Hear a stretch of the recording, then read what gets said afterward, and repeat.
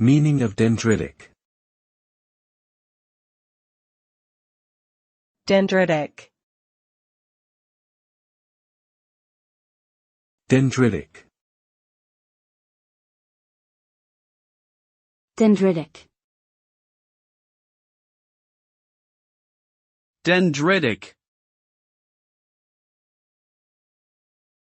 The word dendritic pertains to the structure of dendrites, which are the branch-like extensions of nerve cells that receive incoming signals from other neurons. Dendritic patterns are characterized by a highly branched and complex structure, facilitating efficient communication between neurons.